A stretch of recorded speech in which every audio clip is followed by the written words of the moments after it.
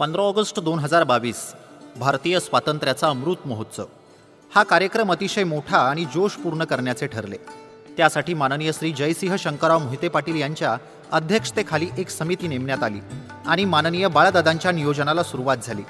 अकलूज आणि परिसरात कमानी, कटाव, प्रत्येक घरावर तिरंगा, आकर्षक विद्युत रोषणाई करण्यात आली। दादांनी जे आवाहन केलं होतं त्या आवाहनाला अकलूजकरांनी भरभरून प्रतिसाद दिला। 9 ऑगस्ट रोजी शंकरराव मोहिते पाटील महाविद्यालय व इतर महाविद्यालय व नागरिकांनी अकलूजमध्ये बाईक रॅली काढली।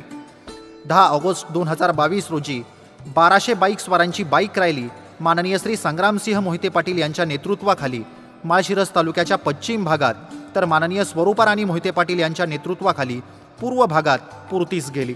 यामुळे संपूर्ण माळशिरस तालुक्यात राष्ट्रभक्तीचे जाज्वल्य वातावरण निर्माण झाले।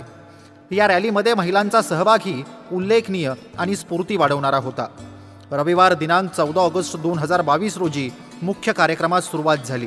रात्री 9 वाजता सद्भाव चौक अकलूज येथून घोष पथक, अश्वपथक, संचलन पथक आणि स्वातंत्र्यपूर्व प्रसंगावरील 12 भव्य चित्ररथ, त्यावर जिवंत प्रसंग देखावे, त्यांच्या मागे हातात पेटत्या मशाली घेतलेले असंख्य नागरिक, महिला, पुरुष, तरुण, तरुणी या रॅलीमध्ये मनापासून व उत्साहाने सहभागी झाले होते।